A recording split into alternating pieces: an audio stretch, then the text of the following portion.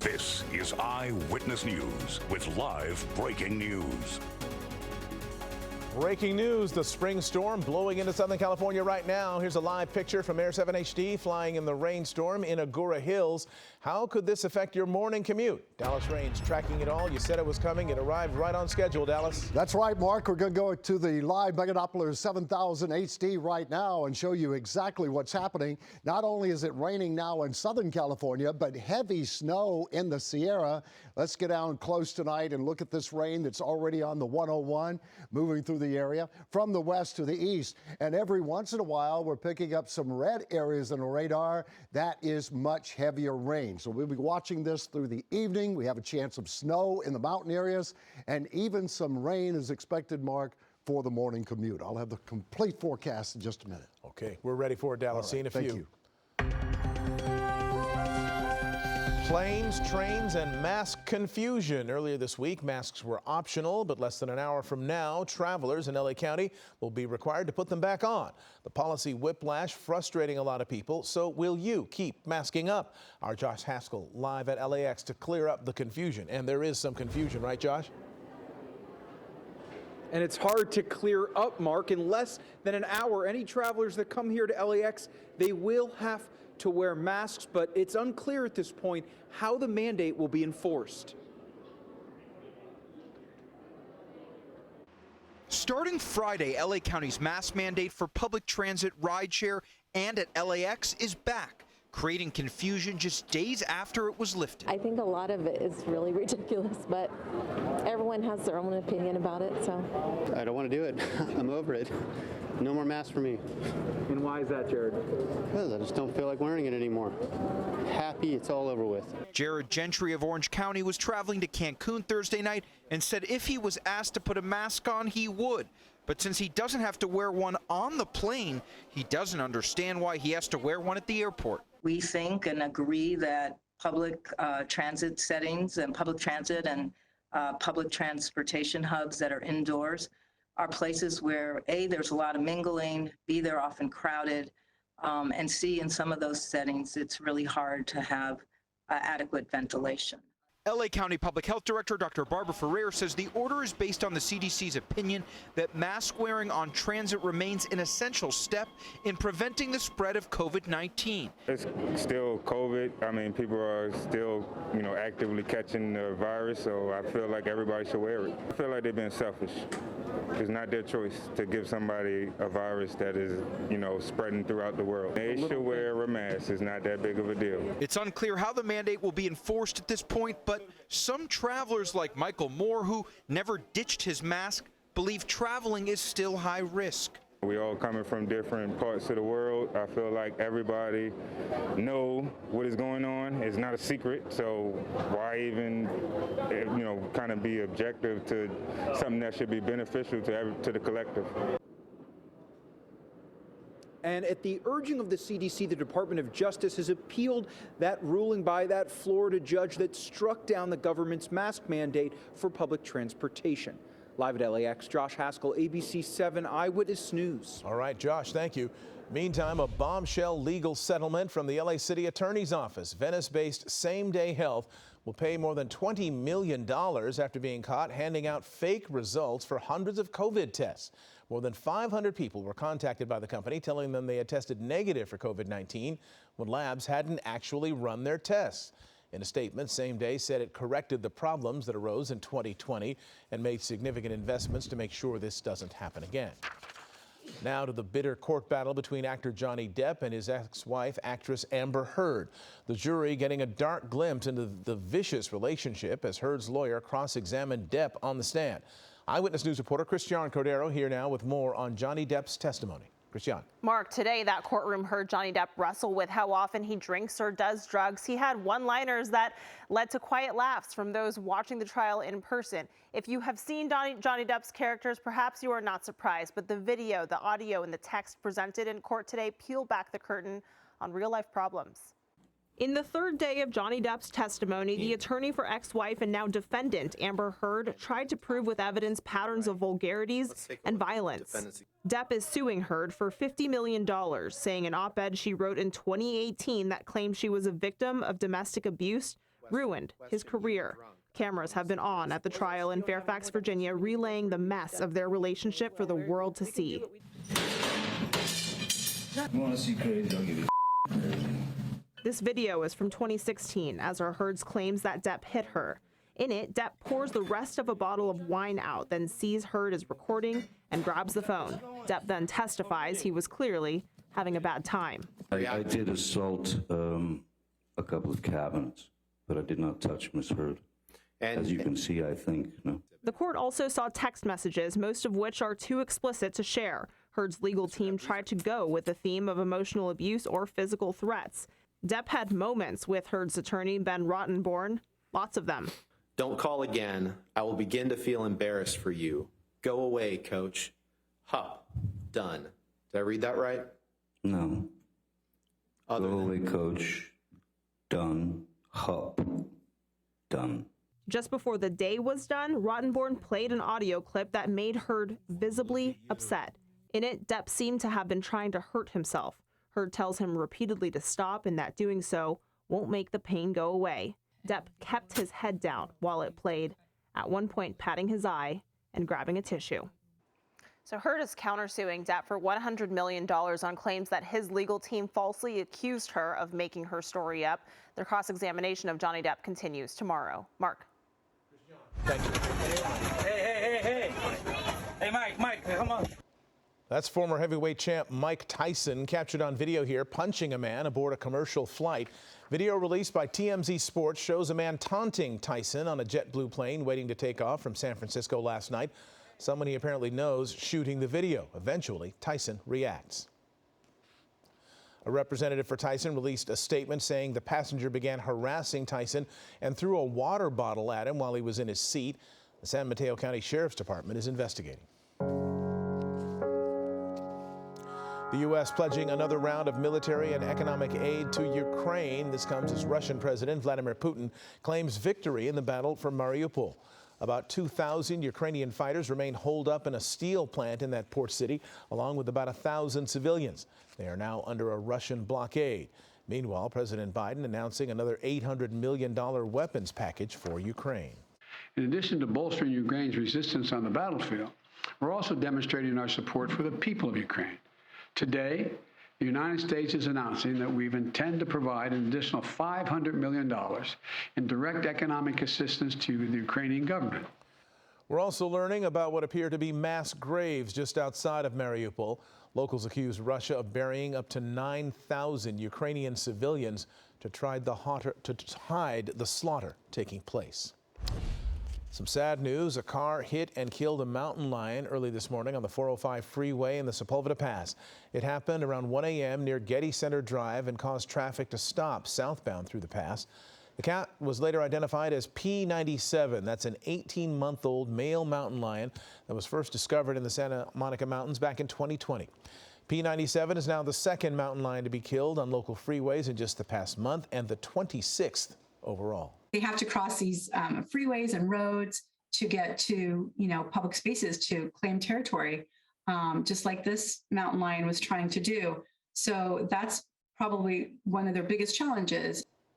The death of that mountain lion comes just one day before groundbreaking begins on the world's largest wildlife crossing in Agoura Hills. It'll span the 101 freeway, providing safe passage for large animals to the open mountain space. That storm making its way through Southern California right now. When last we checked, it was over Agoura Hills. Dallas Rain's tracking where the rain is right now and how long it's going to stick around. Drop it on the ground! Police officers in danger. Chilling new video showing what happened after a man showed up armed to a police station. And we've seen a sharp rise in brazen attacks like this one across our area. Here, one city's solution for safety. And long lines of fans surrounding the home of the late Alex Trebek. How you too can score a piece of memorabilia from the Jeopardy host's estate. Stay with us.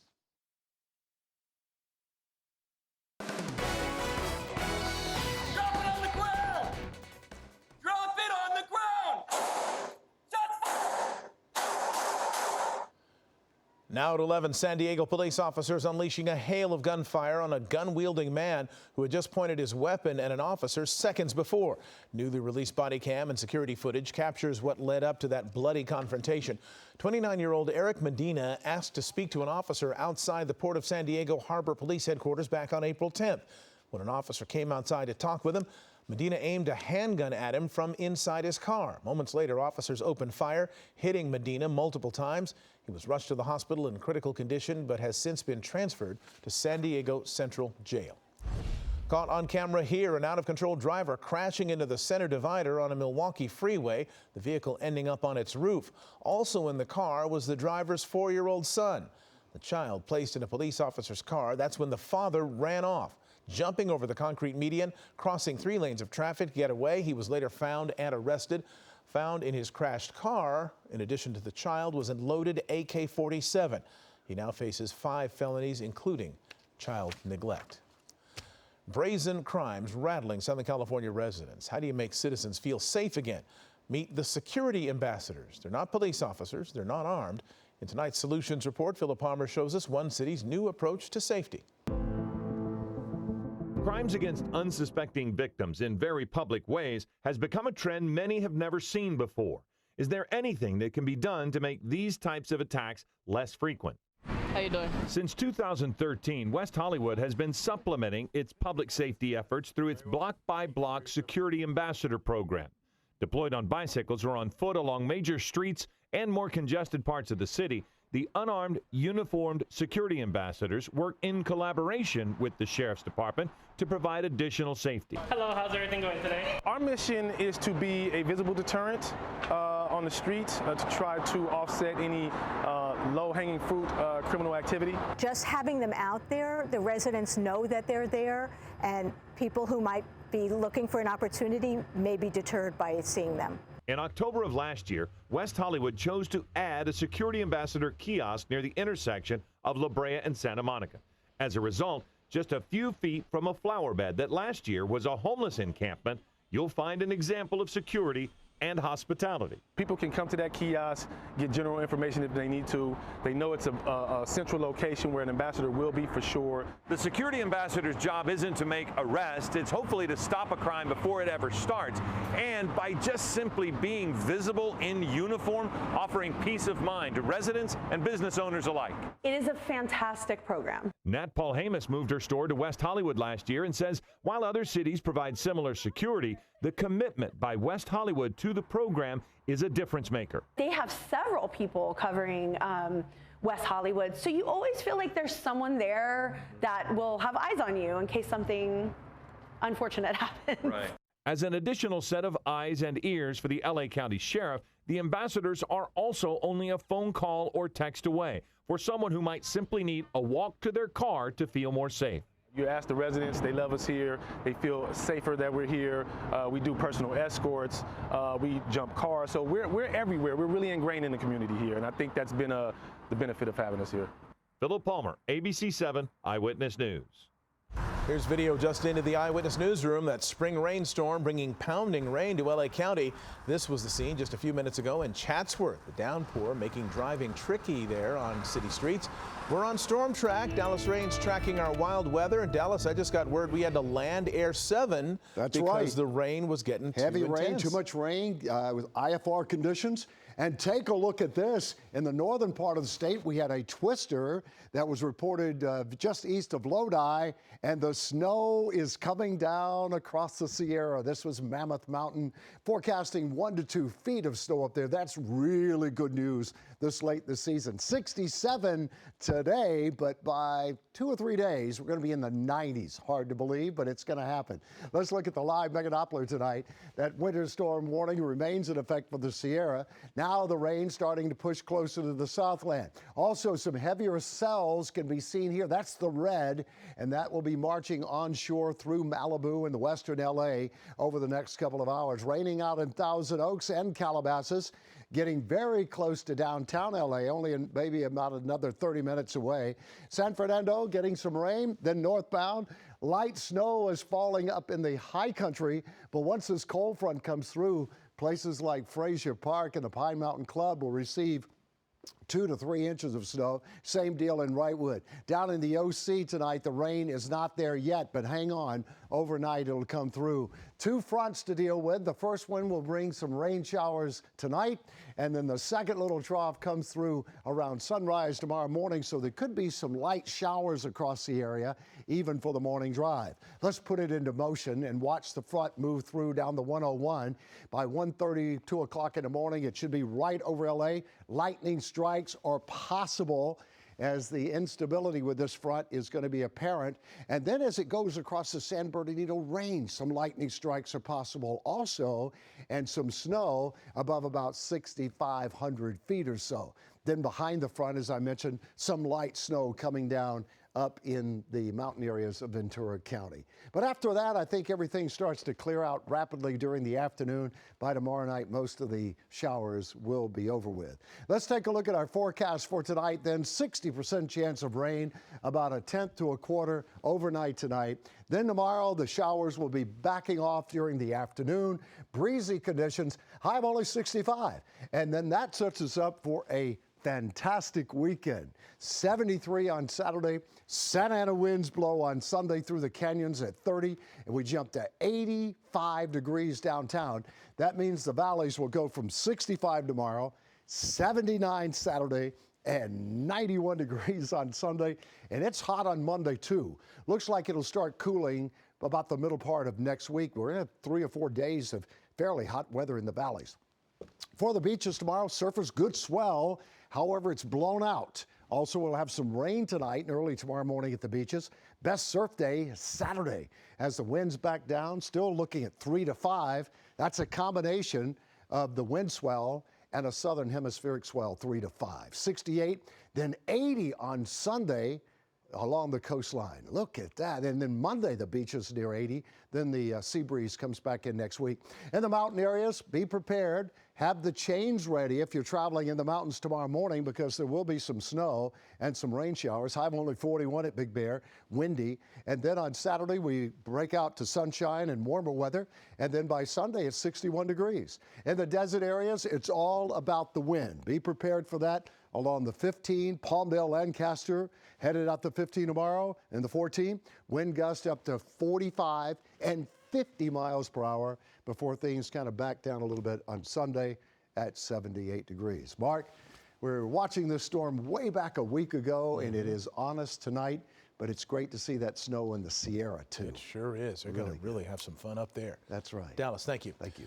Well, what an opportunity for fans of the late Jeopardy host Alex Trebek. Hundreds lined up outside his Studio City home on day one of a 4-day estate sale, all hoping to pick up some unique pieces of memorabilia. From Trebek's famous suits to books, sculptures, and paintings, it's all up for grabs. Shoppers must pay in cash, and all sales are final. Some were just thrilled to be able to tour the home. The estate sale reopens at 9 a.m. tomorrow and runs through Sunday. Still ahead for us here, a film festival honoring the classics and a look inside a new local gallery bringing street art to life. The TCM Classic Film Festival kicked off tonight with a 40th anniversary screening of E.T. the Extraterrestrial. The 1982 film is part of the 4-day festival, in person once again for the first time since the pandemic. This year's theme is All Together Now, Back to the Big Screen. We saw several familiar faces on the red carpet tonight, including the mom from this beloved classic, Dee Wallace. I didn't audition for E.T. I auditioned for used cars. I love you, Stephen, but I'm glad I didn't get that one. What a great legacy, right? Oh, there's the broad that's made us feel good for 40 years. I can buy that any day. Dee Wallace. The TCM Classic Film Festival runs through Sunday. For more information, head to filmfestival.tcm.com. Now here's your chance to see decades worth of street art from around the world all in one place. Street Art Alive is making its world debut in LA. It features 200 artists from more than 20 iconic cities, along with 8 sections of the Berlin Wall. The immersive experience includes a 360-degree digital display along with musical scores from the 70s, 80s, and 90s. You can see it at the Loom, Los Angeles. Rob Fukuzaki up next with sports. It's time for the Spectrum Sports Report. It's been a while since we've heard Go Kings Go in the playoffs. Could this be the year the chant returns? Rob Fukuzaki with more on that. Rob. That's right. Kings fans on the edge of their seats. Just a few more games to play. After winning the Stanley Cup twice in 3 years, the Kings have made the playoffs just twice since. Now they are on the cusp of clinching a spot in the postseason, ending a 3-year playoff drought. The Rams and their Vince Lombardi trophy at the Crypt tonight against Chicago. The Kings get on the board first on the power play. Philip Deneau with his 26 of the season. Second period, the captain, Anze Kopitar, wins the faceoff, then deflects the puck into the net. His 19th of the year. Third period, LA leading 2-1. They put the game away on a pair of shorthanded goals by Andrea Athanasiou and Trevor Moore, 15 seconds apart. The Kings win their third straight, 5 points clear of Las Vegas with 3 games to play. NBA playoffs, Warriors and Nuggets. Game 3, the reigning MVP Nikola Jokic doing all he could for Denver, 10 of 37 points in the fourth quarter. He also grabbed 18 rebounds. A finger roll gives the Nuggets a 2-point lead. But Jordan Poole with a sweet up and under for the layup, putting the Warriors up 3 with 2 minutes, 15 seconds to go. Poole with 27 points. Steph also with 27. He finds the lane open for the layup and a 5-point lead with 40 ticks to play. The Warriors take a commanding 3-0 series lead. Timberwolves mauling the Grizzlies in Game 3, leading by 25 in the third quarter. Former Laker D'Angelo Russell with 22 points, but Desmond Bane says to Minnesota, "You think your lead is your ally. You merely adopted the lead. I was born in it." The Grizzlies rip off 21 straight points, ties the game at 83. Bane with 26, then leading by 3. Memphis rips off 9 straight to put the game away. Ja Morant with 16. Memphis rallies to take a 2-1 series lead. Dallas beat Utah 126-118 to go up 2-1 in their series. Now to Wilshire Country Club, round 1 of the LA Open. UCLA product and Valencia native Allison Lee. You can't see her in the bunker, but there's her ball. Goes into the cup, one of her 5 birdies on the day. Lee with a bogey-free round to finish 5 under 66. Good enough for a 1-shot lead after 18 holes. And tomorrow, a special Friday night edition of Slam Dunk here on ABC-7 following the Bucks and the Bulls. So look forward to that. Michael Cooper and Norm Nixon will be here in studio once again. Love seeing them, all you guys. It's a great show. Rob, thank you. Well, Jimmy Kimmel Live, just 4 minutes away, and a preview is next. Jimmy Kimmel Live, less than a minute away. He's standing by with a look at tonight's show. Jimmy. Thanks, Mark. Tonight, Naomi Scott, music from The Girl in Red, and the great Irvin Magic Johnson is here to talk about his new documentary, And to Make Me an Honorary Laker Girl, next on Jimmy Kimmel Live.